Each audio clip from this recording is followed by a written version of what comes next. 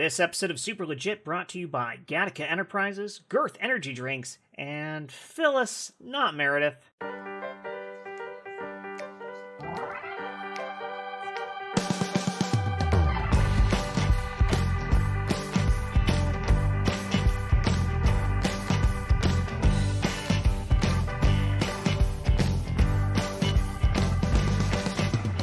Welcome to the Super Legit Podcast. We are so happy to have you back. This is still early for us, and we are having so much fun. And we have more players this week, which is going to make this way more fun.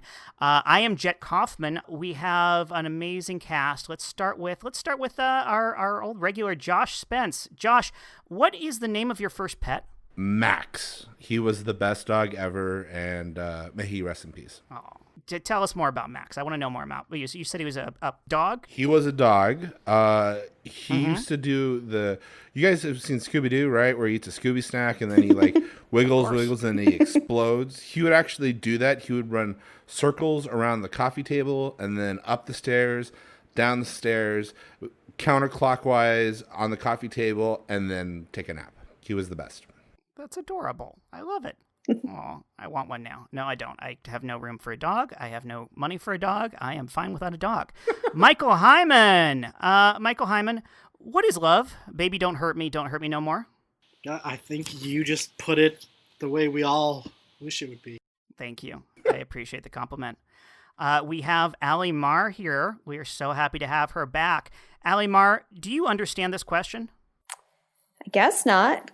I didn't really have an answer for it. You know what? That's not true. You can understand the question and not have the answer, right? So. Ooh, deep. This is why we have Allie on the show, everyone.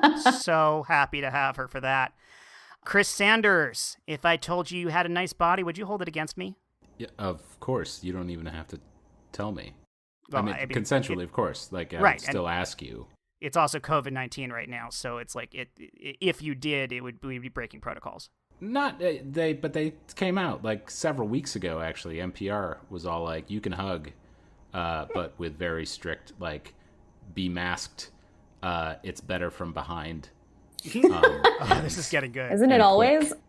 Yes. Oh, masked from behind. Mm-hmm. This is and this quick, sounds like my very weekend. quick. Yeah. Don't linger. Are you just lying to your wife now? And Stephen C. James. Stephen C. James, what part of a baby takes the longest to cook, and is the meat worth it? Well, the soul. And no, it's totally not worth it. I'm wondering if this episode is going to come with a trigger warning for Josh's story about his beloved dog, because I seriously missed it up. Like, I'm not ready for that. It's been years since I lost a pet, and it's still, right there on the surface. Same. It's just like, oh boy. Yeah. Here they come. Oh, Here they I'm come. totally... Josh, when you said he was the best dog ever, I literally was just like, where are the Kleenex? I'm totally not crying right now at all. Yeah. I'm fine. Oh. Let's get on with the comedy make-em-ups, guys. See, I got defensive. It's real He's like, he was the best dog ever. And I was like, you didn't know my dog, Yeah, I still currently have my first dog that is mine. What? Not like my childhood dogs that weren't mine. They were my parents, and I just kind of, had them by association. This is my dog that I rescued from a terrible life that is still here, and I can't imagine life without him. Yeah. I recently lost my first adult dog, and it was more like a best friend roommate situation, because, I got her when I was in my early 20s, so she was with me through all the terrible jobs and terrible apartments and terrible boyfriends that came and went, and she was my ride or die. And now it's been a few months, so we're starting to heal a little bit, and we've started looking, and every time we meet a new dog, it's tough. It's like, oh, it's not Dasha, it's never going to be Dasha. And then I started wondering if that's how parents feel about their first child. Like, it's nice to have a second child or a third child, but it's never your first child, I don't know. I only have one kid, but I imagine when that second kid comes up, that first one's still around. Yeah. yes. It's not a direct one-to-one replacement. It's additive. But that's almost worse, because then you have a comparison. You're like, oh, but you're not Darla, Yeah, well, I have two kids, and it is weird. Super. Hey, can you get in here? for just a second. Let's have your dad wants to talk to you for a minute there. Okay. So, you know how we had you watching that Daniel Tiger episode about Daniel having a sibling? Oh yeah, that was a rough one. Honestly, Yeah. I felt like the writing was a little bit wobbly in that episode. Well, when they try to force the message, that's the thing. I mean, they're really trying to get something out there, but when I felt like they were prepping really for- pandering to me, like my emotions, and like I don't like it when shows do that. I'm sorry, Dad, I didn't want to interrupt, but it's just like No, I get it's really fine. really up about this kind of thing. I'm glad you're respecting the story structure, but when they were trying to get him ready for baby Margaret, we had you watch that because your mother's pregnant. We're expanding our family because you aren't working out. Oh, I see. Yeah, we just decided, what would you 2.0 be like? Okay. We made a lot of mistakes that we can't take back, frankly. Some with little things like, sleep training and potty training and other things that are, on your end. But we figured with this sibling, we could really have a chance to, I guess, whatever the family version of a gritty reboot is. See, I felt that our performance review went very well, Dad, okay? I took your notes very carefully.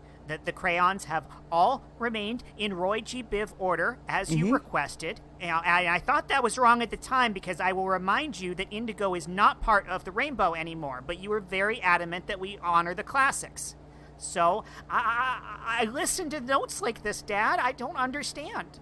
You see, that's the thing. You listen to the notes, but you still push back. So what's the I for if not for indigo? Huh? Insubordination? Because that's what I'm hearing. Okay. All right. I get it. So, you're bringing your kid to the orphanage here. What's the reason for dropping him off?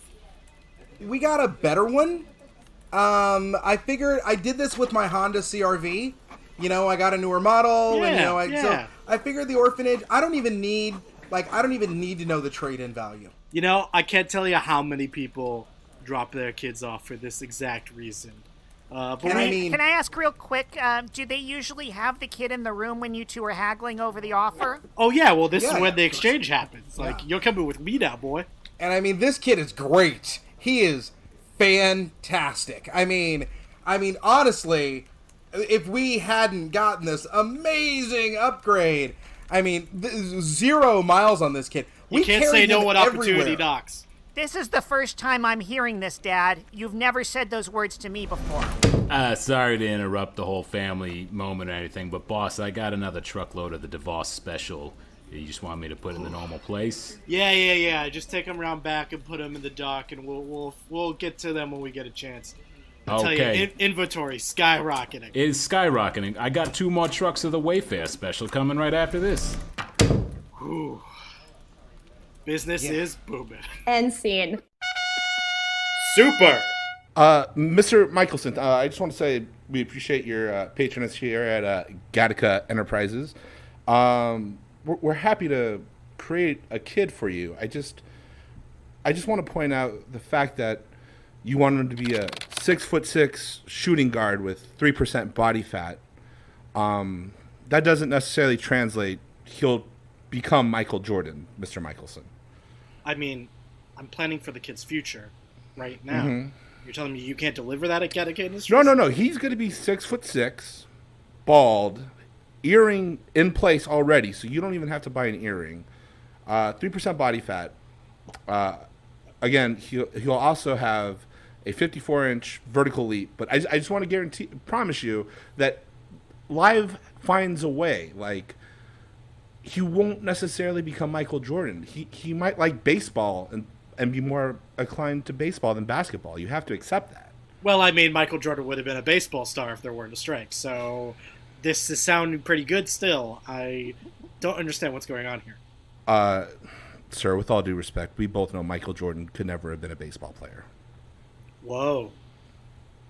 I'm not here patronizing your business to be lectured about what ifs, You're not, and that I just wanted to make a suggestion. I don't know if I can even continue business here if we're not even in agreement on facts here, on the same facts. If we don't have the same factual understanding, maybe I should take my business Sir, another birthing gene. No. Gattaca Enterprises desperately needs the funding to continue with our genome project. I thank you for your patronage. Just two things. First of all, then let me hear you say it. Thank you for your patronage. No. That's not what I want to hear. I've been very quiet because I like to let my husband handle the business matters, but if I have been stretching my uterus for nothing, I am going to be furious. Ma'am, You heard her. Ma'am, I can assure you that all that stretching and Kegel exercises are for not for nothing. Let me just. Well, you almost said for nothing. No. I know.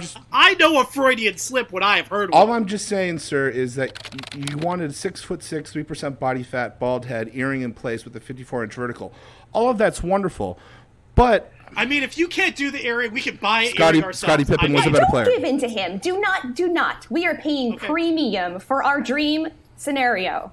Okay, you're right. Just imagine this, guys: 6'10", number 33, 70-inch wingspan, 68-inch vertical leap, ultimate team player.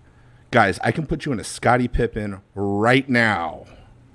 Way better than Michael Jordan. Listen, that is empirical. listen. Scottie Pippen was way better than Michael Jordan ever was. Just saying. If we wanted second best, we would have gone to Brave New World down the street.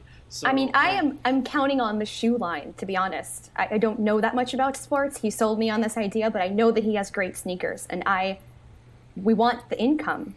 When I told my wife we were going to have the greatest come again, that's what I want to deliver here for your business. Now tell me, say it. Say that he would have been a great baseball star. That's what I need to hear from you. He only made the minor leagues because of a favor.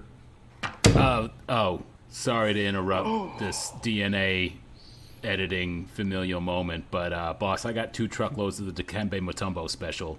Put him in the back. Let's see. That was great. Thank you. Yeah, we're getting impressively close on the gene editing situation here with the CRISPR-Cas9 technology and all these new ideas. Like we're really on the verge of being able to just hack the genome. Someone maybe who is more familiar with this than me, but does CRISPR stand for something? Because right now I'm just assuming it's trying to make sure that our children are going to be as fresh and crisp as possible, like a salad drawer. It is an acronym. I don't know what the acronym actually stands for. Is it just telling me about how crunchy their leaves are going to be? I'm sure somebody could Google it quickly. Clustered, regularly interspaced, short palindromic repeats. What? It has palindrome in the name. That's bullshit. I don't know. I don't believe any of those words now. I don't believe any of those words. By the way, all of our disbelief right now is exactly how conspiracy theories get started. Well, I don't understand it, so it can't be true. If you can't read the ingredients on the label, you shouldn't eat them. That's what I was about to say. Isn't that Tiger Mom bullshit of like if you can't pronounce it, it doesn't. That Tiger Mom's name is Michael Pollan. Yeah. He's like, if your grandmother couldn't recognize it as a food, you shouldn't be eating it. So if it's not potatoes. Yeah, exactly. Yeah, and the thing is, try reading the ingredients of a potato, because it's made of things, and they're all chemicals, and they're all very, very difficult to pronounce. Yeah, it's insane the amount of... You can say anything about a food, and if you just say it convincingly enough, people will be like, oh, well, clearly that's poison, or the thing that will save me from dying ever. Oh, that's the whole how the anti-GMO movement started taking advantage of people's lack of understanding with how chemicals work. And this is also hitting close to home for me because I'm currently gluten-free and I go through these phases and I can never tell if I actually feel better gluten-free or if I'm just not being a fat ass because like it limits your ability to eat like bread, which is amazing and delicious, but like I'm dairy-free, gluten-free, sugar-free, caffeine-free. Wow. I'm supposed to be alcohol-free, but I'm having a glass of wine right now. Oh my God. Allie, I don't know how you just haven't ended at all. I love it. You're miserable for 24 hours and then you feel amazing, and I've done this a few times in my life and I always do feel good, but then it's not sustainable. So it's like, this short-lived happiness. It's like when you're first dating someone and you can kind of see the red flags and you're like, I'm going to hate them in 3 months, but I'm loving it now, you know? I mean, I think of those things like sugar, caffeine, being free of those is a good idea. Yeah. I mean, the second that you shock your system, though, with an alcoholic drink, you're immediately reintroducing sugar. Well, I'm halfway through a glass of wine, Sanders, so don't... Wow. But I mean, I was saying that the point being, like, gluten-free is the one of all those that's still just on the shakiest ground, because gluten has been around for as long as food has. Yeah. It's naturally occurring, and it doesn't really make evolutionary sense. Like, there hasn't been enough time for the with human the exception body. of those who have celiac. Celiac. No, Right, I know, but that's like, and I hate celiac is like hopping less than on. 1%. I hate hopping on the bandwagon. But there were 2 times where I did this for 6 months, and I really did.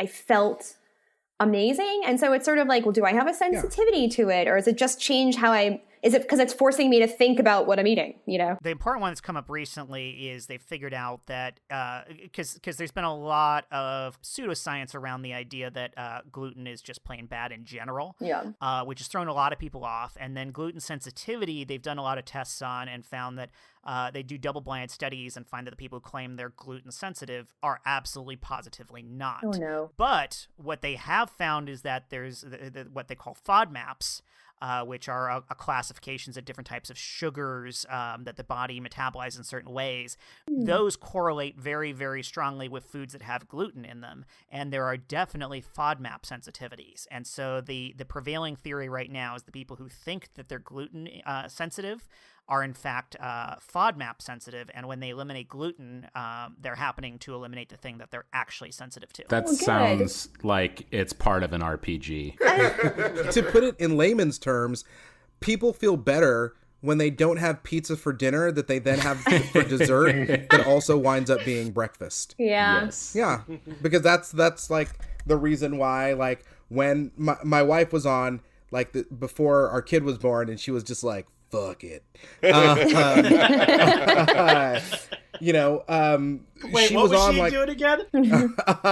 like, she found out she was pregnant, and she was just like, my wife is sugar-free and wheat-free now, but she was sugar-free, wheat-free, salt-free. Wow. Like, the only thing she was doing was, like, black coffee, alcohol-free, all this stuff.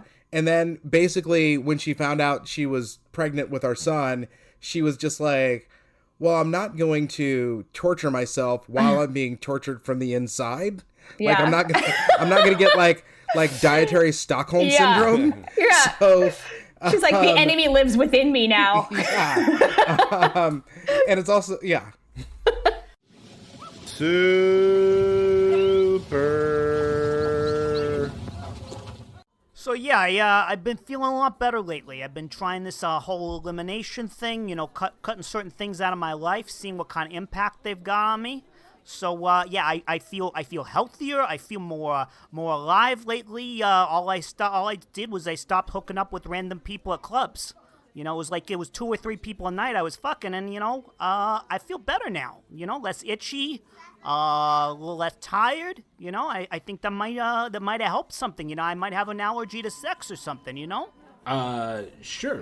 Your psoriasis is definitely not related to sex, but as your physician, a specialist, mind you, I'm here for you. It's Don. great. It's great. No, I love the support in it, and I'm feeling my way through it, and it's just like it's a burden lifted to find out that sex itself was the entire problem, and I just have to live celibate now. Dr. Morrison, I have Mr. Well, hello Heigl's... there. Hi. Look at you. I've got Mr. Heigl's test results, and I haven't I'm seen fairly it. certain just- they are I'll just- positive. Are they okay? What Hotness. I'm running patient a doctor fever. confidentiality? Are you wow. you are disrespecting your oath?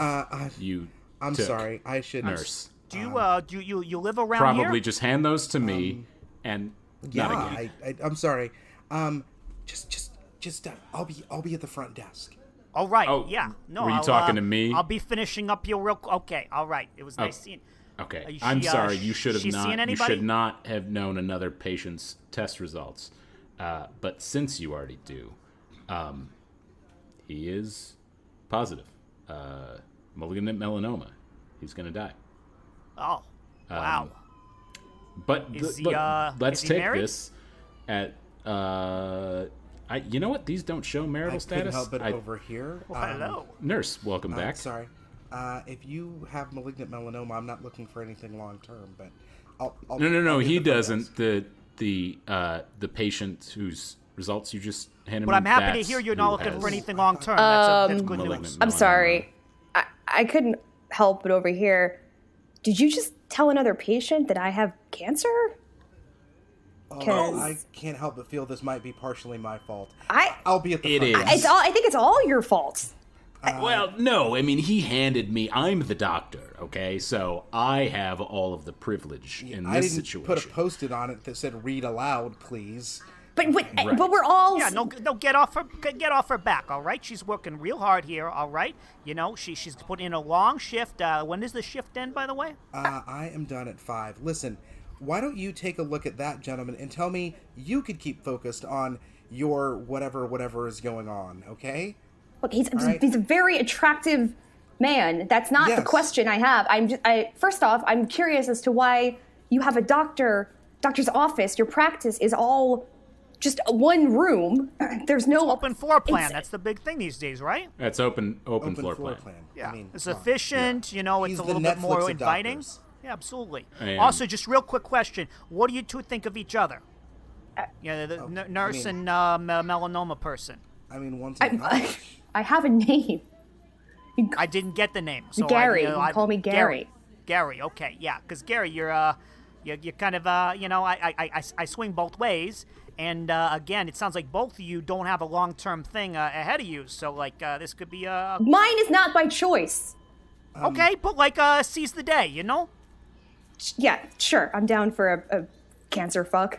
I gotta admit, my office is like Netflix. I didn't intend to watch this, but now I can't stop. See,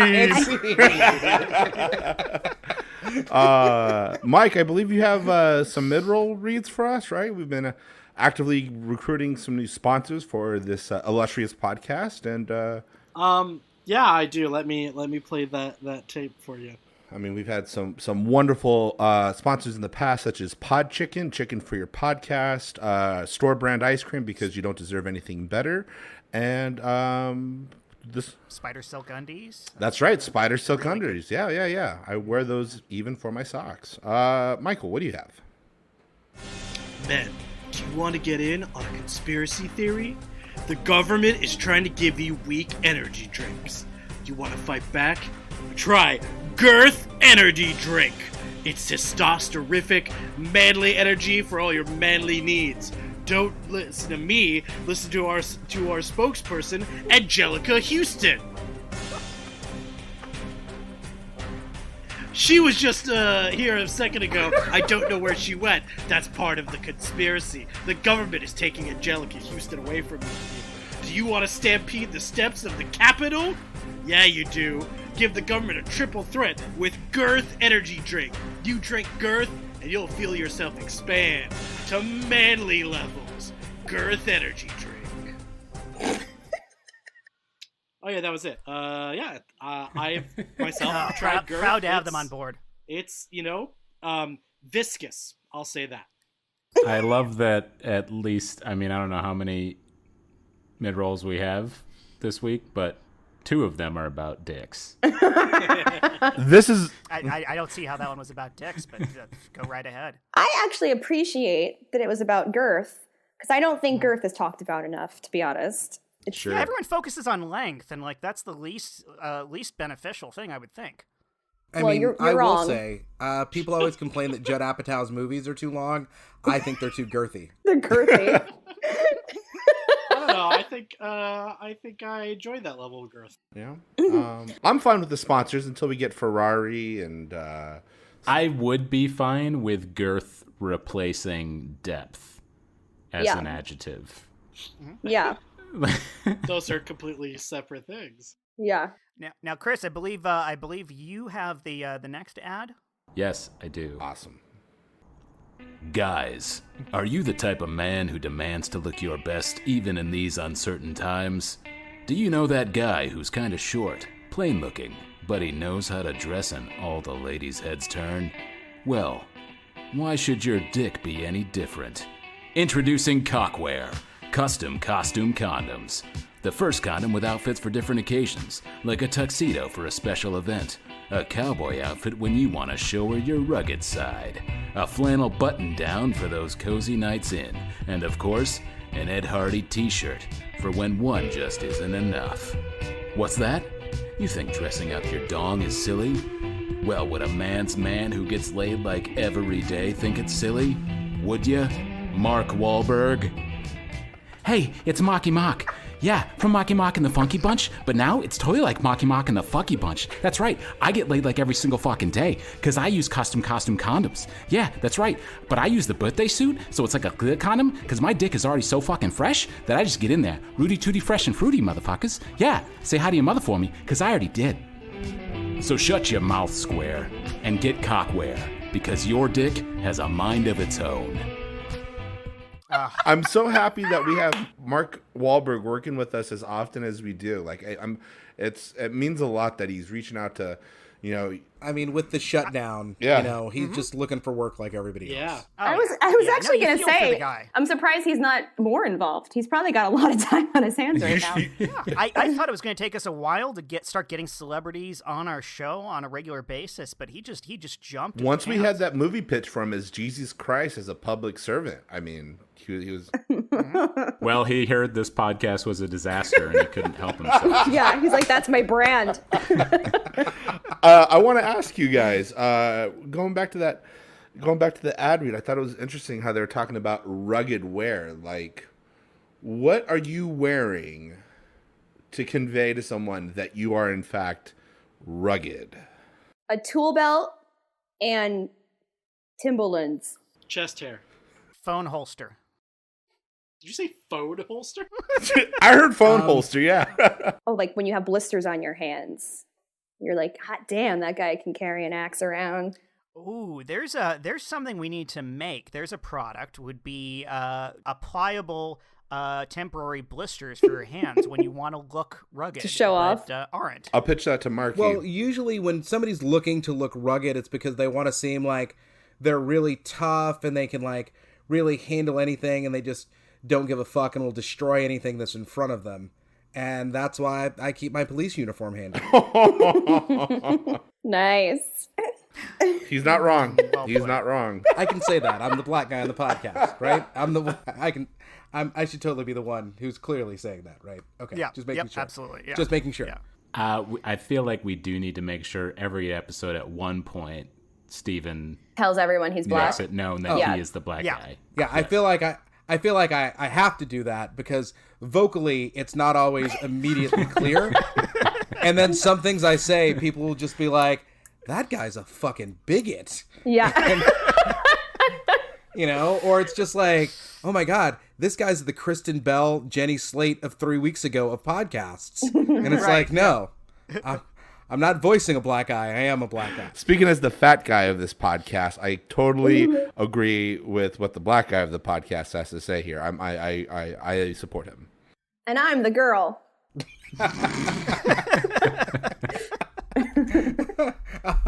I don't want to turn this into, and Jet, get ready for a probable edit point. Fantastic. But one of my absolute favorite Mr. Show sketches is when they have the band of people that all have their various disabilities. That's like this inspirational band. And Sarah Silverman is the drummer because everybody goes around like one guy's just a head and one guy's got, no arms. And then it cuts to Sarah Silverman and she goes, and I'm Fran and I'm a woman. And it's just like, oh, goddamn.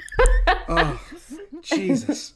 I love her. Yeah, I just started rewatching The Office just because it's been discussed a bunch lately, and I've never never done a rewatch of it, and I'm still very very early in. So Michael Scott is still very, very unlikable at this stage. Yeah. But it was just the basketball game episode where they're throwing the game, and of course, Michael of course has to point out that they were the guys in the warehouse were so surprised that he was doing well, and they're black.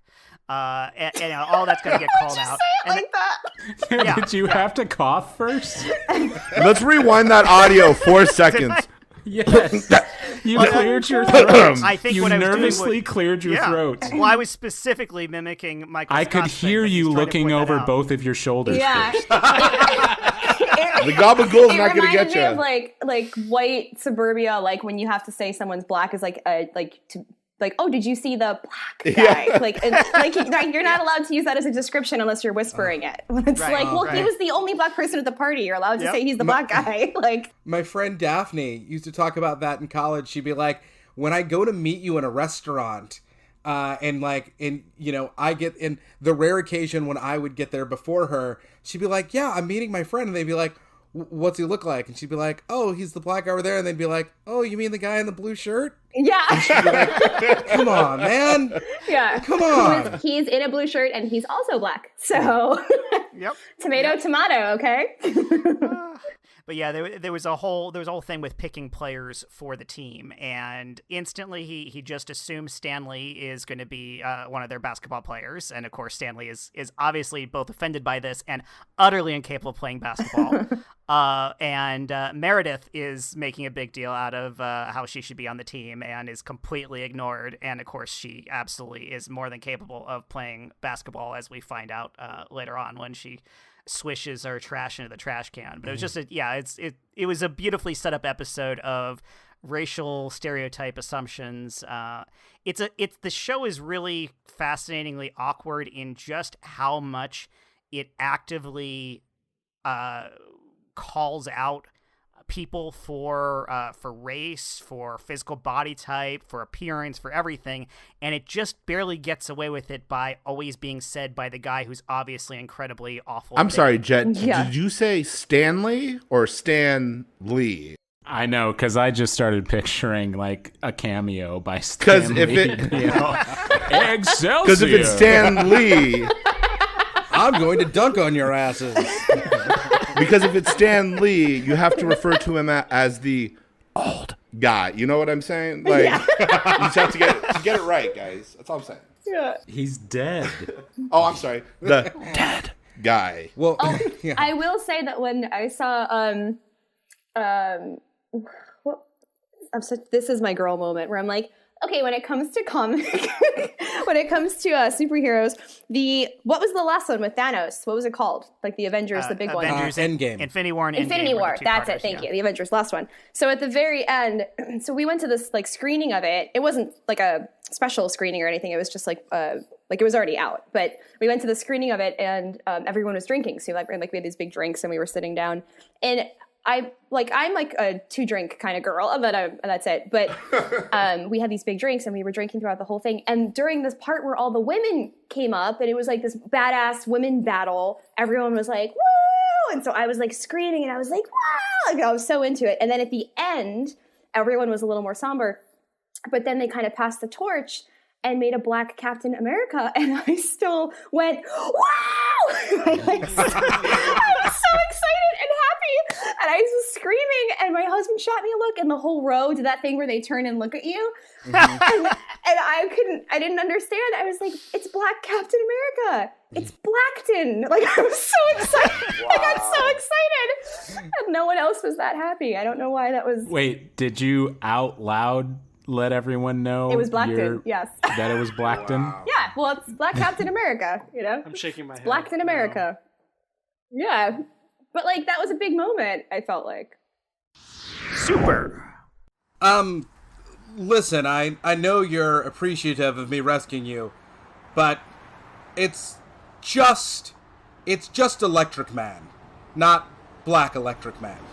Okay, yeah, totally. But also, it's a huge accomplishment, and you're the first Black superhero. I'm not the first. I'm just the first you've met, miss. And also, it's not really an accomplishment.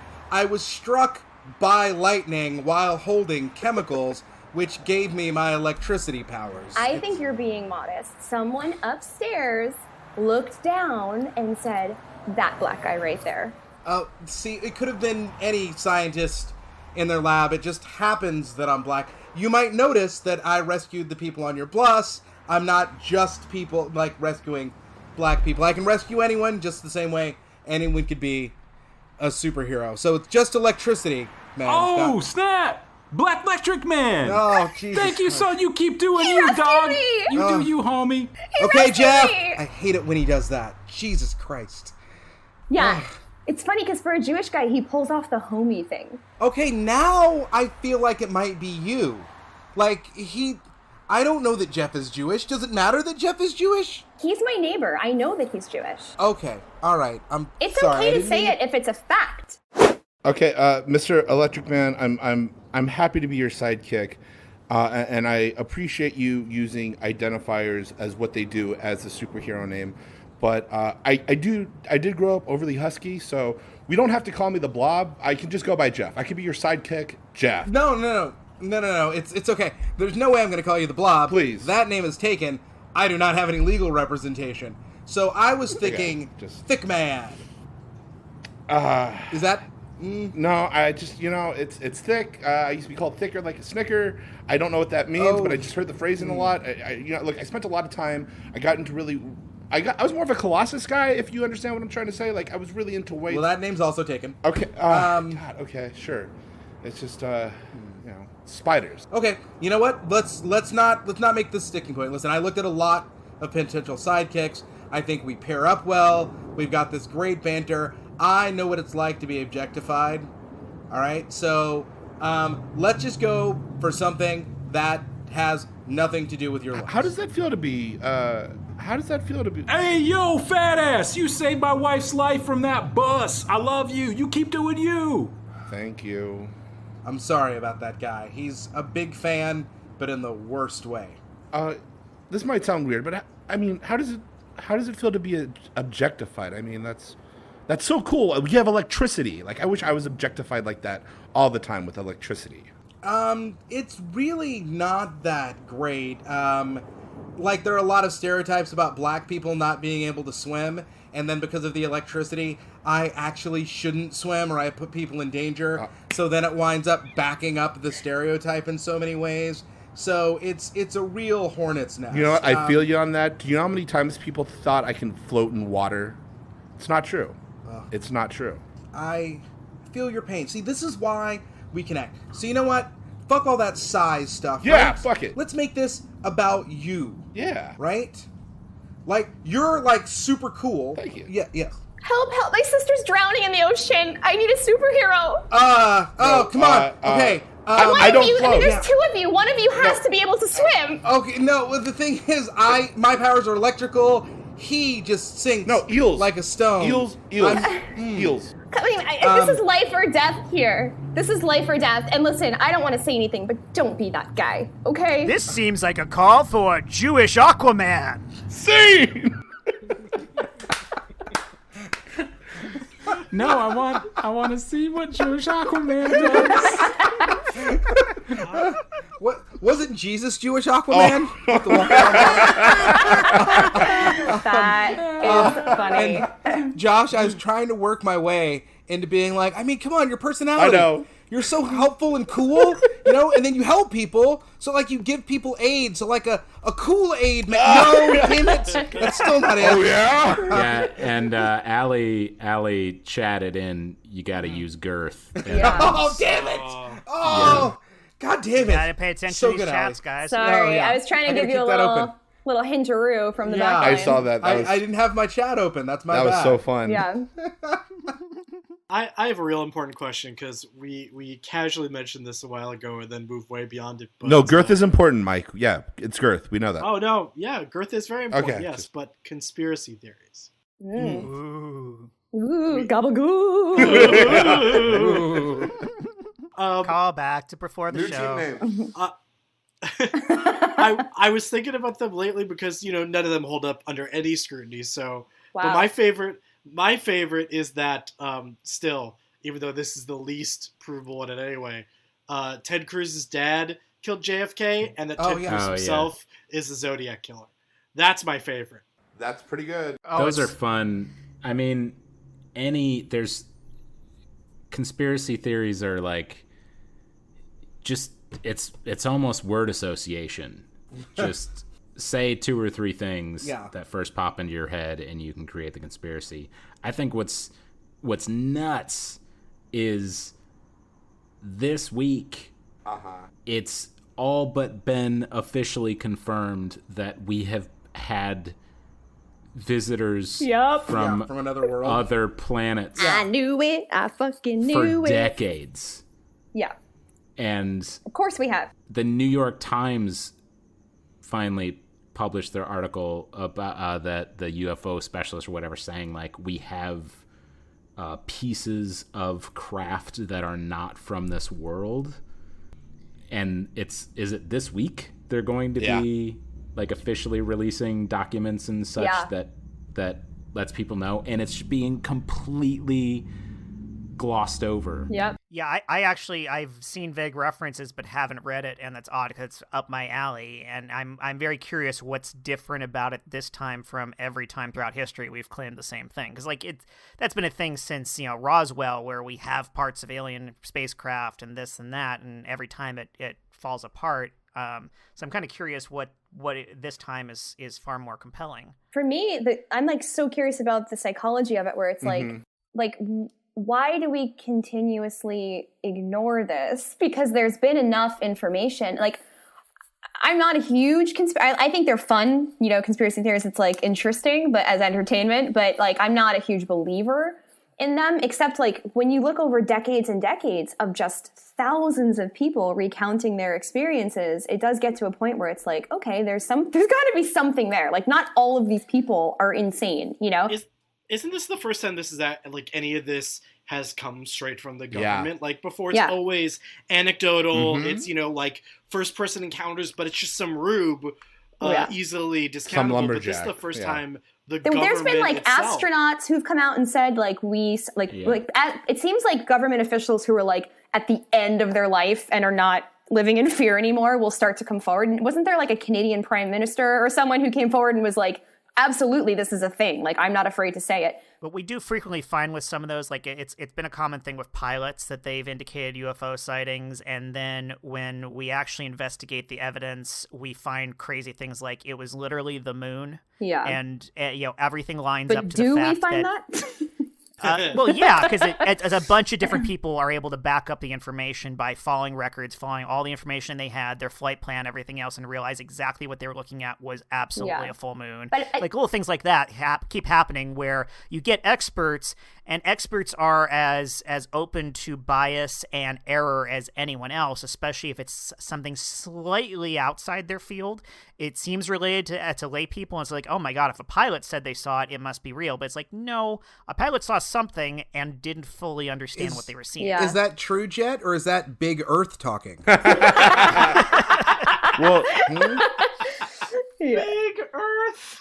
Well, for me, there have been times in history where I feel like collectively we look at something and go, oh yeah, that's terrifying and that's frightening, and then we choose to kind of look away as a people. And I'm always so curious if that's the masses protecting ourselves because the fear of the unknown, or if that is like really genius high-level press people that like the PR people really know when to put it out there so that it gets buried, and you know what I mean? Like, is that that's part of the theory about why it's stayed hidden, is that it's been purposefully hidden by like managed like world governments, because they feel that if there was this just singular massive info dump on, yep, we've been visited, we're constantly visited, here is direct evidence of dead extraterrestrial bodies and ships, that it would just rupture society. And cultural norms would break down. I don't think it would. I think some cultural norms would break down, and it's the ones that they don't want to break down because like they religion? have so much control. Exactly, like religion. As far as timing goes, though, this is the perfect time to announce that we're there all are fucked. aliens amongst us because everyone's super distracted. We're fucked anyway. And at this point, everybody would just be like, 2020, God damn it. Yeah. I mean, all of our cultural norms have already been breaking down. I think you're right. Like, I barely care. That's the thing. Like, the fact that I've heard about this at all and I didn't rush out to read about it tells you, like, I am so fatigued by everything that's happening this year that, absolutely, this can happen. And I can be like, I'll hear about it later. Someone will mention it to me. It'll be vaguely interesting. Again, this, like, everything always comes back to relationships for me, maybe because I'm a teacher, but, like, it's like, I feel like they're pulling like the slow fade. Like when you're in a bad relationship and you're like, I don't want to hurt them too much. So I'm going to like be a little bit distant. And then I'm going to start taking more space. And then I might suggest I move out. And like, you like slow. I feel like that's what they've been doing. They like had all this information and they're like, America or the world can't handle this. Let's pull the slow fade. And like, eventually we'll just tell them the truth. But like little by little, we'll like tell them what's going on because they don't think we can handle all of it at one time, you know? I mean, at this point, all I want to know about aliens is hopefully they're supporting Biden. I mean, they don't have to do it enthusiastically. Are they wearing masks? Yeah, exactly. Super. Hey, babe. Yeah. I feel awkward even calling you babe anymore. I know we're working on the paperwork. It's gonna be over soon. It's not gonna be us anymore. I wanted to take this moment to tell you, you know, it was a good 6 years, you know. Mm-hmm. I felt like I grew as a person through this relationship. Mm-hmm. I hope you felt similarly. Mm-hmm. I'm also a demon from the pits of hell. Mm-hmm. And I hope that you know, when we split, like we can talk. Wait. You know, I still want to be able to talk to you. Yeah. Do you not want to be able to talk? I feel like we have good talks. No, I want to. Could you just back up for a second? Did you say you feel like you've grown? Yeah. No, I feel like you made me a better person. I know maybe not a good enough person for you, but I feel like you've made me a better person. Like even you just admitting that? Not quote unquote person, obviously, but yeah. Like you just admitting that to me in this moment shows that you have grown. Like I don't feel like you would ever talk about your journey in our relationship. And I also want you to know, since you're being honest with me, that I've known that you're a demon from the pits of hell. I went through your texts.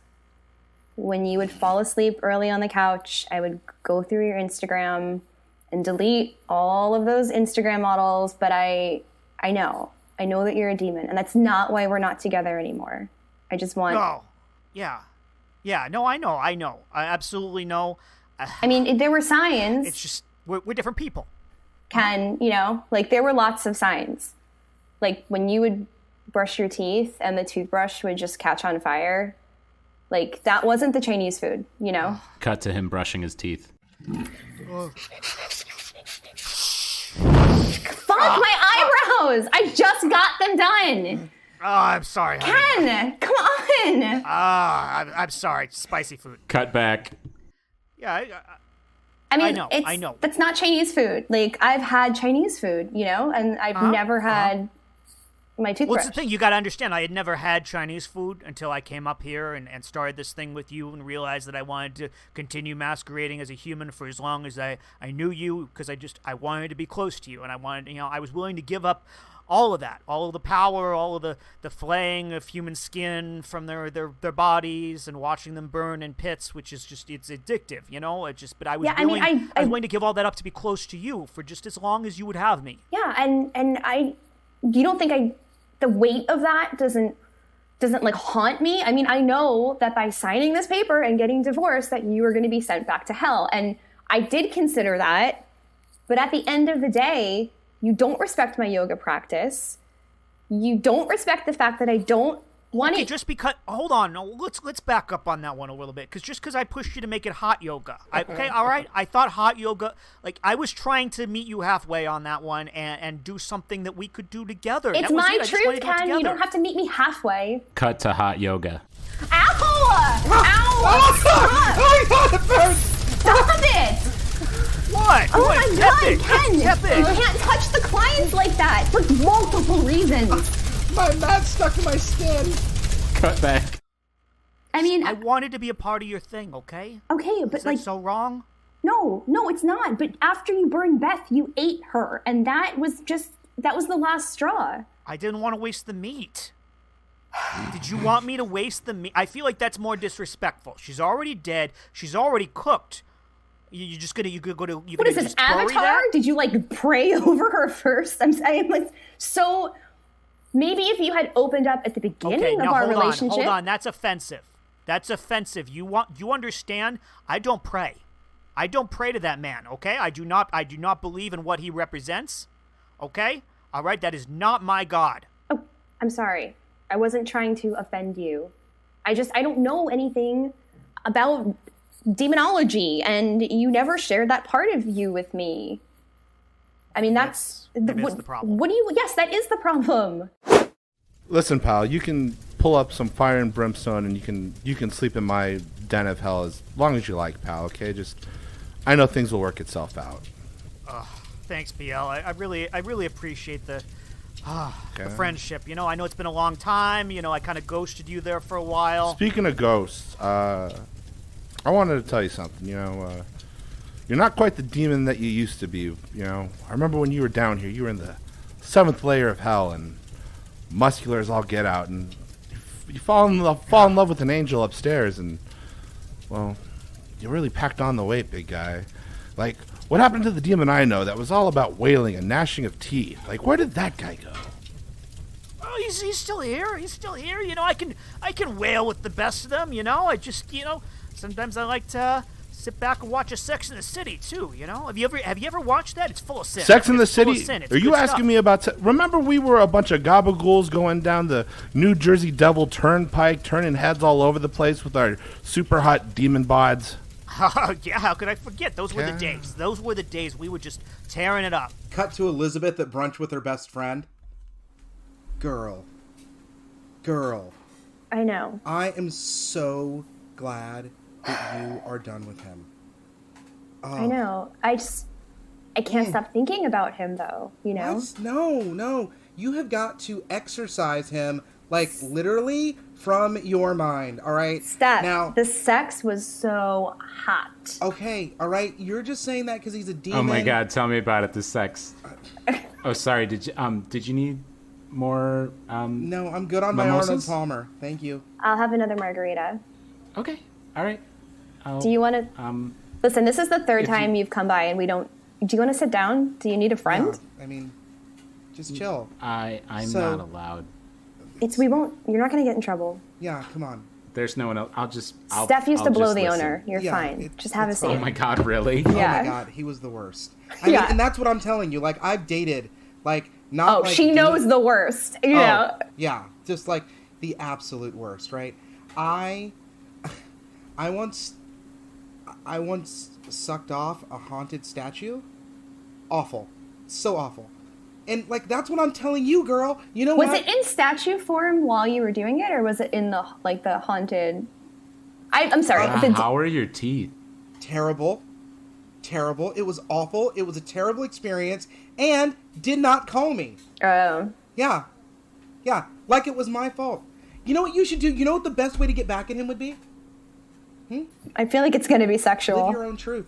Oh. Live your own truth. Or fuck an angel, but live your own truth. Usually it's sexual with you, Steph. Cut to a nightclub in hell. That's what I'm saying, buddy. Come on. We're in a nightclub in hell. It's just you and me, buddy. There's a succubus right there waiting for you. Yeah, no, I see her. And she's hot and she looks ready. She's on fire. She is literally on fire. She works at the Lake of Fire. That's her thing. I just, I feel like... Don't say her name again. The couch Don't at home, just sit back on the couch, start up Hulu, watch some Upload. Hey, I heard you're back in town. Oh, hey. Hey, how's it going? Good. You're looking real good. I miss seeing you around. Oh, I've been, I tried the land thing, the above ground thing for a while, and it was a trip. It wasn't as bad as people make it out to be, but things You know what? didn't work out, so I'm back here. Now that you had the surface, why don't you try going down. Bro, if you need a costume condom, I totally got you covered. And scene.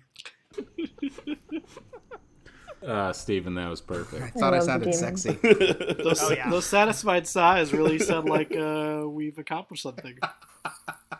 Absolutely. Yep. I think it's a good wrapping up point. You don't you all? Yeah, and faithful listeners, if I'm spent. you have found a theme to this week's episode, please feel free to let us know. It's called stereotype accents. That's what it's called. It's a gabagool! Ah! I thought my demon accent was very respectable It was. to demons as a people. Oh, absolutely. Yeah. I would Yeah, like no, to say that since none of us are identifying as demons, that I don't think we should put those words in anyone's mouth. True. Some of my best friends are demons, Oh, so all right. I feel like I can say that. Okay. I mean, I think through all of this, Steven sounds like, a guy that wears blue shirts. Well, demons' lives matter. So. Yeah. Oh, that might be our show name right there. That's the episode. That's the episode, yeah. All right. Well, with that, let's do some quick outros on people. If anyone's got contact information they want out there so people can find you, Josh Spence, Twitter. Whatever. What do you want Yeah. us to find you Twitter. on? I don't want anyone finding me anywhere. I didn't ask you yet, Allie. Go ahead and DM me who you like for me to dox, and I will just let you have all the information. Love it. Where can they DM you, Josh? JP_Spence at Twitter. I post there occasionally, but I try to listen more. And we'll actually start building a Twitter page and all that fun stuff for this wonderful podcast, so you can start letting us know about the themes about sex. So that'll be great. All right, Michael Hyman, what do you got? What do you want people to know? You can find me at Hyman on Twitter right now if you really want to hear or see a bunch of shit about baseball and the Dodgers. That's what you need to see right now. I don't. Unfollowed. Allie Marr. As Seriously. if we don't know. Where should we follow you? I don't want anyone following me. I don't want anyone finding me. In fact, please stop using my last name. Allie X it is. Chris Sanders, what you got? I mean, it's really pointless. Like, Twitter is gonna start charging for time because they're not making enough ad money. It's a dying platform, and Facebook eats authoritarian dick. So I don't really. And Instagram is for pictures. Again, So find you on JP_Spence at Twitter. Chris is the handsome, brooding one in the cast. He's the brooding. I don't really What do you care. want? You want to Like- find you on Friendster, MySpace? What do you No, want? just don't find me. Just don't find me. Thank Just you. listen Don't to find me. dulcet The Harvard tones. connection. I mean, it's fine. That's two don't find me's. Well, I guess because this week of the two jobs that I was pinned for, somehow during this period of like zero production, I was released from one of them. Oh man. Because I don't know if that means they're just not doing it, or they did go with the other guy that was willing to risk his life for a non-union show. Sorry, dude. By the way, I start shooting on Monday. Non-union actors go all the way. You two see each other at all the same auditions. And Stephen C. James, where can we find you? Well, I personally would love you to find me at _STEPHENCJAMES, where I hang out on Twitter with all of the best Nazis. Because that's what Twitter's full of, right? The best. Twitter's but full of I very do- fine people on both sides. Hold on a second. Let me just swallow that little bit of vomit in the back of my throat. I do have a new podcast that I would love for folks that are listening to this one to try out. It is a podcast called In Theaters Never, and it's up right now on all of the services, and it is a movie minute podcast, but it's improvised because it's about a movie that does not exist. So we make it all up. We're on Instagram and all the social medias too, as In Theaters Never. So check it out on your podcatcher of choice once you're done listening to this one. I'm Delightful. going to go subscribe to that right now. Please do. All right, well, that's it. Our theme music was from Matt Walker. And everything else you heard here was from this lovely team of people who's already been introduced. So we hope to hear you. Well, we're not going to hear you, but we hope for you to hear us again soon. It is so awkward to mix up our comprehension of who's hearing who and who's interacting with who. This is a one-way thing, always. All right, love you guys, love the audience, and we'll meet you back here soon. Thanks, Bye-bye. Mom. Excelsior! I kicked the door on its hinges just so I could move on. Oh, oh,